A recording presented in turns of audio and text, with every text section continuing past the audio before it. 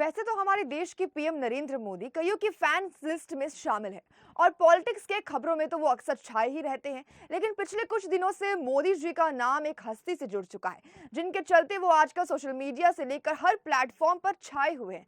जी हाँ, मैं बात कर रही हूँ हैशटैग मेलोडी यानी कि मोदी और मेलोनी की, जिनके बीच दोस्ती से बढ़ के कुछ ज्यादा कुछ है नहीं, लेकिन उनकी खबरें अक्सर छाई रहती है। और अब तो बात इतनी ज्यादा आगे पहुंच गई है कि हैशटैग मेलोडी एग्जाम्स के पेपरों में भी आने लगे हैं। नमस्कार, आप देख रहे हैं द न्यूज 15 और आपके साथ मैं सुंबिका गुप्ता। बिहार शिक्षक नियुक्ति परीक्षा के दूसरे चरण में क्लास 1 से 5 तक के प्राइमरी एजुकेशन के सिलेक्शन के लिए गुरुवार को एग्जाम लिया गया। बिहार के 9 जिलों के 184 एग्जामिनेशन सेंटर्स पर शिक्षक भर्ती परीक्षा का आयोजन हुआ।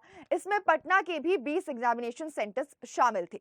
कुल 1,07,263 कैंडिडेट्स ने इस परीक्षा में शामिल होने के लिए आवेदन किया था, लेकिन सिर्फ 82% कैंडिडेट्स ही परीक्षा में शामिल हुए। लेकिन परीक्षा में पूछे गए सवालों को लेकर कैंडिडेट्स के बीच काफी चर्चा हो रही है। ऐसे सवाल पूछे गए जिनकी उम्मीद एग्जाम्स देने गए लोगों को नहीं थी।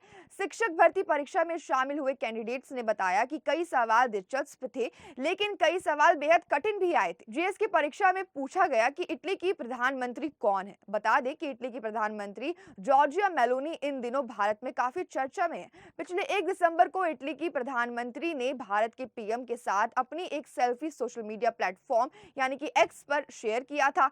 अपने एक्स हैंडल पर यह सेल्फी शेयर करते हुए पीएम मेलोनी ने हैशटैग मेलोडी लगाया था। उन्होंने कैप्शन में लिखा था, COP28 में अच्छे दोस्त। सेल्फी में दोनों मुस्कुराते हुए नजर आ रहे हैं। पीएम मेलोनी की ओर से शेयर के तुरंत ही बाद सेल्फी वायरल हो गई थी। पूरे देश में इसकी खूब चर्चा हुई। इटली की पीएम मेलोनी की पीएम मोदी से ये मुलाकात दुबई में आयोजित हुए विश्व जलवायु कार्रवाई शिखर सम्मेलन यानी कि COP28 समिट के मौके पर हुई थी।